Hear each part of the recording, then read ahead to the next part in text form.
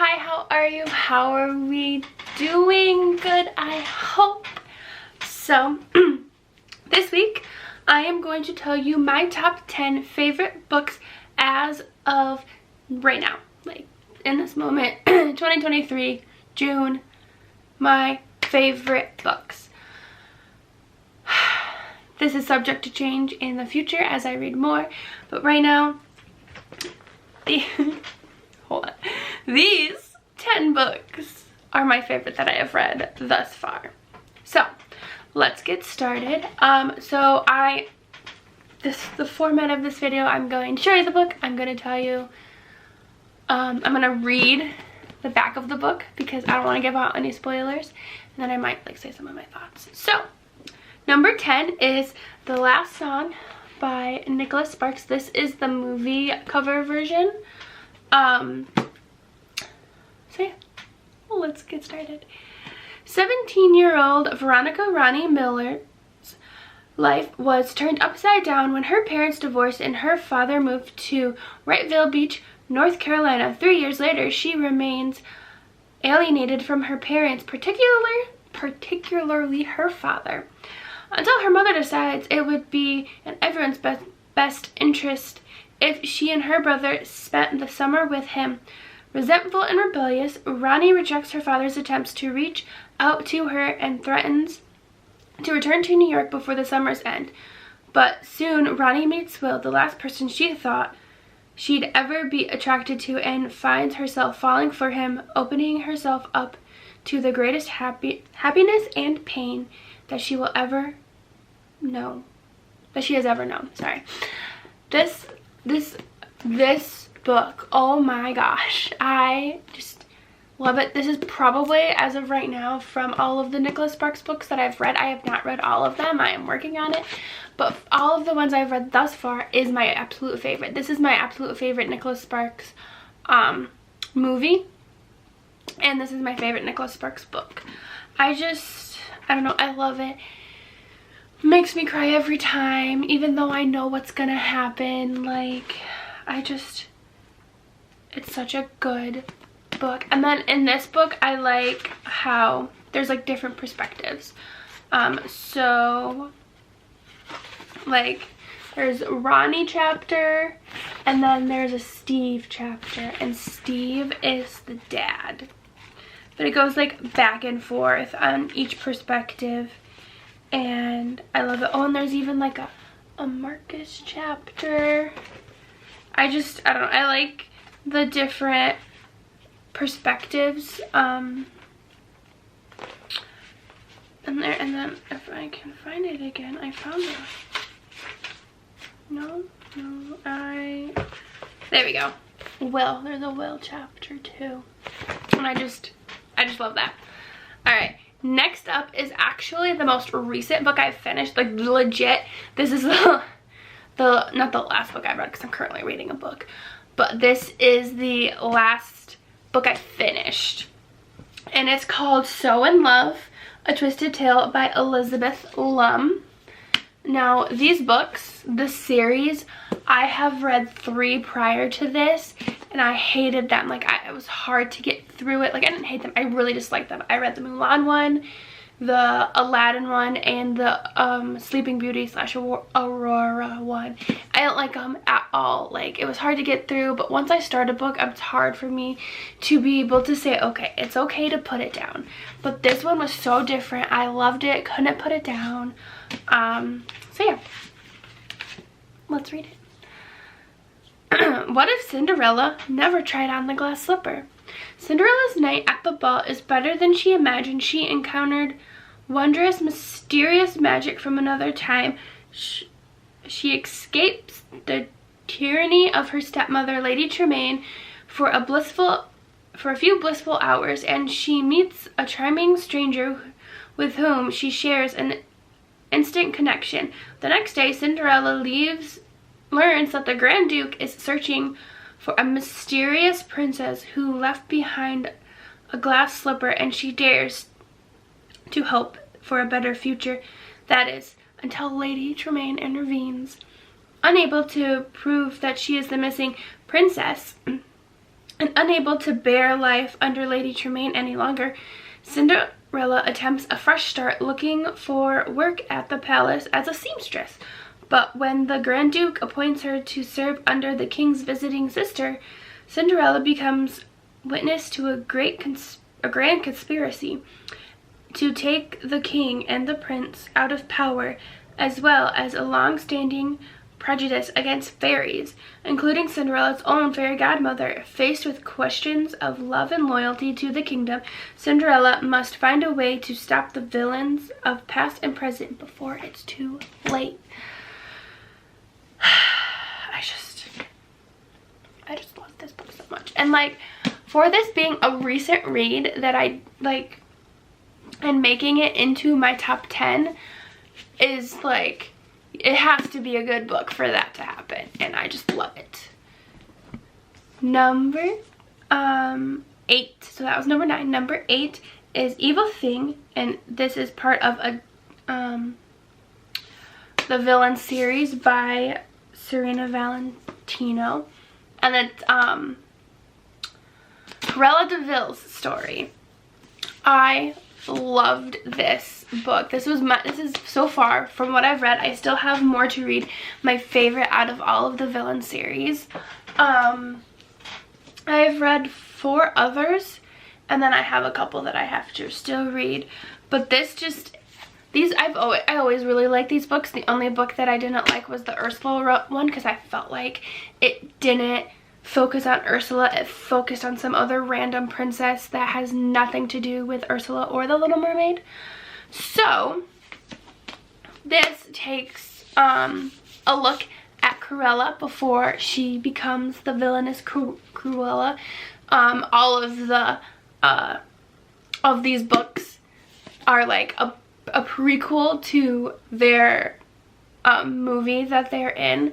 And so this is about Cruella, and like, it starts when she was young and it goes all the way up until the happenings of 101 Dalmatians. And I loved it. And this made Cruella a person. Like, I know she's a person, but this made her likable. And I just loved it. And then also something I love is, so there's a dust jacket, that's what it's called, on these books. And so there's like the evil version on there, and then you take it off, or I guess not the evil version, it's like the same version, and then this is the evil version. And I just love it so much. Yeah. Number 7, and I'm gonna probably catch a lot of flack from a lot of you for putting this at number 7, because a lot of you, this is like number 1, like super good. But it's on my top 10 list, so I really like these books. And this is going to be a representation of the whole series, but it's the Harry Potter books. So this one is the first one, and it's the Harry Potter and the Sorcerer's Stone. It's by J.K. Rowling, and it took me a while to get into these books, I'm gonna be honest with you. I tried when I was in like middle school or high school, and I couldn't. I read like the first page and I just couldn't get into it. And so I feel like, was it 2020 or was it 2021? I don't remember. It was one of those years. I decided I was going to dedicate that year and read all of the Harry Potter books, and I did it, and I really enjoyed them. It made me love the series even more. This is the case where I had watched the movies before I had read the books, and normally I like to read the book before I watch the movie, but excuse me, I watched the movies before I read the book, but nonetheless I still liked them. And I liked how I kind of knew what happened, but not really. Like, the books do go in way more detail, and there are some scenes in the books that did not make it to the movies, and I really like them. So I'm just gonna read you the back of the book like I read the other ones. I never read the evil one. Let me do that real quick. Are we ready for evil thing, and then we'll get back to Harry Potter. All right. You may think you know the tale. A happy young couple, 2 loyal dogs, a litter of 15 perfectly spotted puppies, and a woman determined to turn them into a perfectly spotted fur coat. So determined that she stole every Dalmatian puppy in London, bringing the total of dogs to exactly 101. But who is that monster, that scene stealer, that evil thing? Who is the woman behind it all? Before the car crash, before the dog napping, before furs became her only true love. There was another story. This is the story of Cruella de Vil in her own words. Even the cruelest villains have best friends, true loves, and daring dreams. After all, nothing is as simple as black and white. The newest novel in Serena Williams' darkly fantasized villains series brings readers a tale told by the evil thing herself, a tale of friendship, love, and loss, mothers and daughters, and revenge. All right, now into Harry Potter. Now, obviously, I am not going to read all 7 books. I'm not going to read the back of all of them. I'm going to read the back of the first one, and then maybe that'll get you hooked on Harry Potter if you're not already. So, here we go. Harry Potter has never played a sport while flying on a broomstick. He's never worn a cloak of invisibility, befriended a giant, or helped hatch a dragon. All Harry knows is a miserable life with the Dursleys, his horrible aunt and uncle, and their abominable son, Dudley. Harry's room is a tiny closet at the foot of the stairs, and he hasn't had a birthday party in 11 years. But all that is about to change when a mysterious letter arrives by Owl Messenger. A letter with an invitation to a wonderful place he never dreamed existed. There he finds not only friends, aerial sports, and magic around every corner, but a great destiny that's been waiting for him if Harry can survive the encounter. Number 6. This one surprised me. I didn't think I would like this as much as I did. And I couldn't put it down.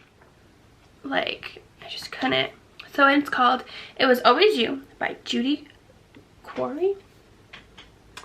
And then this is another one where it's the girl's perspective, and then it goes to boy's perspective. And again, like I said with the last song, I really like that. I didn't realize this is a series. It says a Ridgewater High novel up here, and when I looked it up, there we go. There's a bunch of other ones with like other characters in this book, and so I found them on Amazon. I don't remember where I found this book, but I found them on Amazon, and I'm gonna buy them all. So let's read the back of this one. 16-year-old, whoa, let me start again. 16-year-old Lexi Stevens has never been kissed, never even been asked on a date. So when she humiliates herself in front of her crush and her brother's best friend, offers to be her fake boyfriend for a week to make her crush jealous, she doesn't know if it's the stupidest idea ever or a dream come true. When Noah Taylor's abusive stepdad kicks him out of the house, the last thing he needs is anyone at school to find out, not even his best friend. But when his new girlfriend discovers he's homeless and lets him sleep in her closet, he starts to wonder if he's found someone he can confide in after all. Soon, Noah and Lexi are putting on a big show in front of the whole school while sneaking around behind her overprotective father's back. It isn't long before feelings develop, and it becomes harder and harder to discreet between what's fake and what's real. All right, number 5. Ooh, I read this book in high school and I absolutely loved it. And I hadn't seen it in bookstores or stores since I was in high school, and then recently I saw it with like a new cover. But it's called The Hate List by Jennifer Brown. And I love it. I loved this book. It's about a sad subject, a subject that sadly is becoming more and more common as the years go on, and as a daycare teacher, that is terrifying. As a person who wants to be a parent soon, that is terrifying. But it's about a school shooting and the aftermath of what happens. So let's get reading. 5 months ago, Valerie Lefman's boyfriend Nick opened fire on their school cafeteria. Val was as shocked as everyone else, but despite her own serious injury, she's implicated in the crime because of the list. The list she and Nick made of people they hated, the list Nick used to pick his targets. Now, after a summer of seclusion, Val is forced to confront her guilt as she returns to school to complete her senior year. Haunted by the memory of her boyfriend, she still loves, and navigating rocky relationships with her family, her former friends, and the girl whose life she saved, Val must come to grips with the tragedy that took place and her role in it in order to make amends and move on with her life.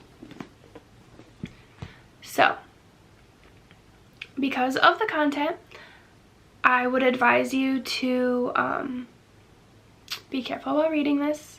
I am going to put a trigger warning, but it is a really good book, and if you think you can read it, I feel like you should. Now moving on. Number 4 is called I Was Here by Gail Forman, and I only got this book because I really loved the author because of another book we're going to talk about soon. But I liked that in this book. I'm pretty sure one of the characters' names, yeah, is Meg. And my name is Megan, aka Meg. But I really liked that. And this is a really good book too.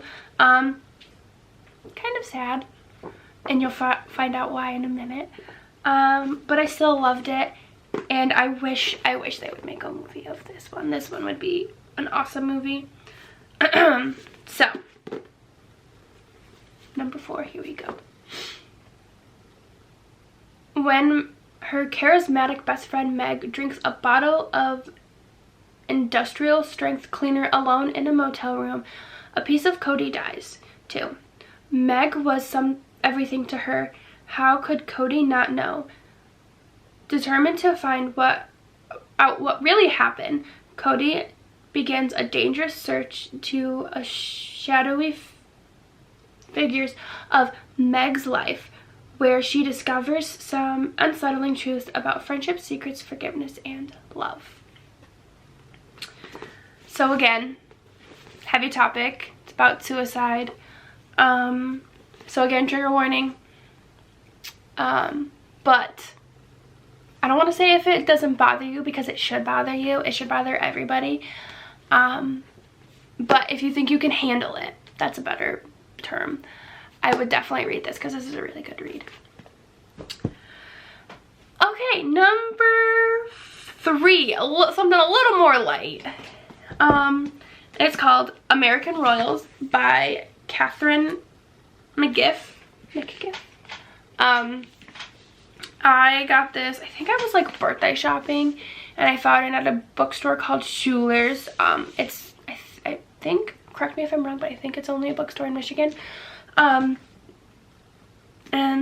I picked it up because it said Royals. And if you know me, if you've watched my videos, you know I love the British royal family and all of that. So I thought it would be cool to read the American Royals and see what that's about. And It has 2 more books. 2 more books. I knew I had one. Knew I had one more book. Because in the back of it, it says it comes out in 2020. But when I went to the mall recently, it was like 2 more books, and I was like, heck yeah, and I got both of them. Because duh. But yeah, so let's read it. Like most royal families, the Washingtons have an heir and a spare. Each child knows exactly what is expected of them, but these aren't just any royals, they're American. As Princess Beatrice gets closer to becoming America's first queen, the duty she has embraces her entire life. Suddenly feelings stifled. Nobody cares about the spare except when she's breaking the rules. So Princess Samantha doesn't care much about anything either, except the one boy who's off limits. Then there's Samantha's twin, Prince Jefferson. If he'd been born a generation early, he would have stood first in line for the throne. But the new laws of succession make him third. Most of America adores their handsome prince, but 2 very different girls are vying to capture his heart. Yeah, there's that one. And this one also does something that I like, and it switches. It has 4 main characters, girls that it follows. So it follows Beatrice, and it follows Nina, and number 3 is Daphne, and then number 4 is Samantha. There we go, Samantha. And it just like goes through those 4 ladies and their story and their point of view. And it's really good. Alright, moving on to number 2. Again, a sad topic. And it's called If I Stay by Gayle Forman. So this book is the reason why, this book introduced me to Gayle Forman, and that's why I got I Was Here, and then I got If I Stay's sequel, Where She Went. And they're all really good books. So yeah, let's read the back. Mia had everything: a loving family, a gorgeous, adoring boyfriend, and a bright future full of music and full of choices. Then, in an instant, almost all of that was taken from her. Caught between life and death, between a happy past and an unknown future, Mia spends one critical day contemplating the only decision she has left, the most important decision she'll ever make. Simultaneously tragic and hopeful, this is a romantic, riveting, and ultimately uplifting story about memory, music, living, dying, loving. Okay, I'm going to invoke a spoiler alert and a trigger warning. So, this is about Mia, as it says. Her family, so her parents, her little brother, and her go on they're on a car ride. They're going to see, I feel like their parents' friends, I think that's right. And it's winter, and they slip on some ice, and they get in a car accident. And some people die. Mia has the decision whether she wants to die with the ones who died in the car crash, or if she wants to stay living. And it's just all about her choice, what she's gonna choose. It has lots of flashbacks. But yeah, it's a really good book, and you should read it. Me off. As I was saying, I don't know if I got it, but I cried at the movie. So, last but not least is Thrill Ride by Rachel Hawthorne. My sister had a bunch of books like these, and she made me read some of them. Some of them she wouldn't let me read because they had swear words in them. I feel like in middle school. No, I was in high school when she read these. So, like, I was getting exposed to them anyway. But These books don't have traditional like backs to tell you about the story. They just have like these fun little things. So I'll read this and then I'll tell you more about what it's about if it will focus. There we go. Okay, so the back of it says, one day admission, $15, summer job, pros, living on my own plus roommates, rides are free but avoid the roller coasters, too scary, super hot coworkers, cons, periodic homesickness, dressing like Gretel for job in Fairyland gift shop, super hot co-workers, and a boyfriend back home. Too thrilling. So this book follows a girl, Megan. Her name is Megan. That might be why I'm partial to it. As she gets a job for the summer in a theme park. And yeah, it's and it just like she meets this hot guy, but like she has a boyfriend, she doesn't know what to do, she meets friends, she has to dress as Gretel for her job, scared of roller coasters. It's just a really good book, and ever since I read this, it's been my favorite book. I reread it, I feel like it was last year, and I still love it. It still stands, it still holds up. And this is actually my copy. I read my sister's copy, obviously, the first time, and then I loved it so much that I bought my own copy. And it's just such a good book, and like I love, like, look at that. That is so freaking cute. I love it. But yeah, it's a really good book, and you should read it. All right, that was my top 10 favorite books as of June 2023. Yeah, those are some really good books. As you can tell from some of them, I like romance, I like rom-coms, romance, whatever. And then apparently sad books.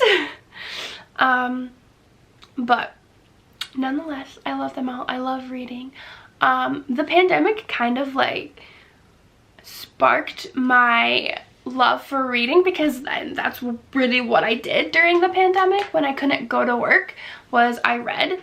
But yeah, I hope you guys enjoyed. Let me know down below your top 10 favorite books. I'm really interested to see if I've read them or if they would interest me. If you have not read any of my books, you should go read them because they're all superb. Hit that thumbs up if you liked this video, and subscribe if you want to see more of my videos, because I post new videos every single Friday at 4 p.m. And I hope you guys have a great weekend and a great week ahead, and I hope to see you guys next week. Bye guys.